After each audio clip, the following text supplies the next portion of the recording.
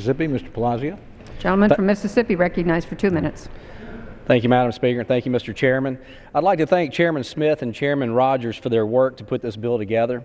This is a product of months of work on the part of our appropriators under regular order to give us the framework for this bill. I have the pleasure of serving as chairman of the Subcommittee on Space, as well as being one of the lead sponsors on the underlying indemnification bill. This is a simple yet crucial policy that allows our space industry to remain globally competitive as they support and service satellites Americans rely upon every day. I welcome this 3-year extension, and I also appreciate the consideration this package has given my NASA reauthorization bill. The larger package also begins to address issues facing homeowners across the nation, not just in coastal areas, by including the Palazzo, Cassidy, Grimm, Richmond amendment that has received wide bipartisan support in both the House and the Senate.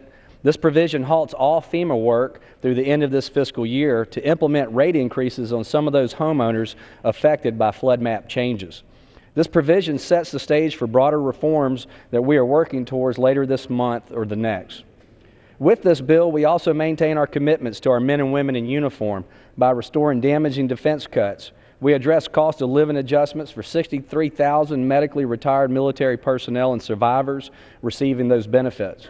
I plan to continue working to address cost of living increases for all of our military retirees. We provide for a well-deserved 1% increase in troop pay, and it also provides funding for Homeland Security priorities such as the 7th and 8th National Security Cutters for the Coast Guard. Finally, this bill continues the pattern of responsible cuts to government waste, fraud, and abuse. It represents $165 billion in total discretionary cuts since 2010 and is part of our commitment as House Republicans to continue cutting spending responsibly. Again, I thank my colleagues for their work on this bill, and I yield back. Gentleman yields back. The gentleman from Massachusetts. The gentlewoman from California.